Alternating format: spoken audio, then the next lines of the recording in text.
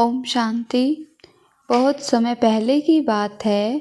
किसी गांव में एक बूढ़ा व्यक्ति रहता था। उसके 2 बेटे थे। बूढ़ा वस्तुओं के उपयोग के मामले में कंजूस था और उन्हें बचा बचा कर उपयोग किया करता था। उसके पास एक पुराना चांदी का पात्र था। वह उसकी सबसे मूल्यवान वस्तु थी। उसने उसे संभाल कर संदूक में बंद कर रखा था।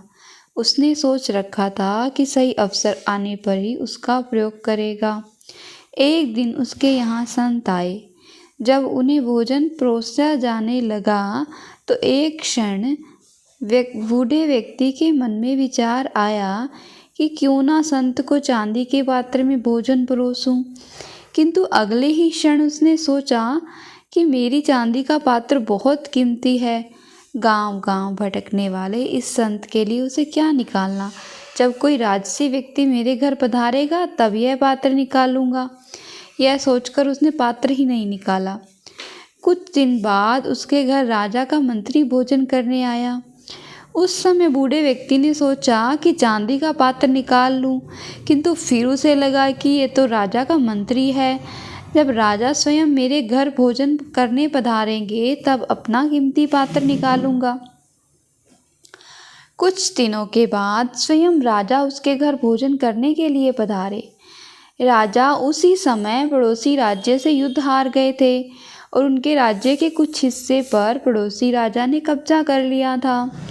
भोजन परोसते समय बूढ़े व्यक्ति ने सोचा कि अभी अभी हुई पराजय से राजा का गौरव कम हो गया है।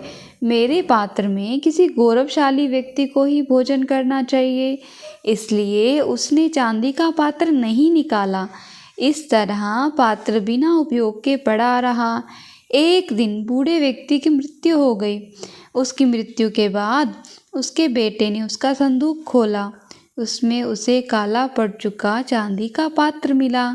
उसने वह पात्र अपनी पत्नी को दिखाया और पूछा, इसका क्या करें।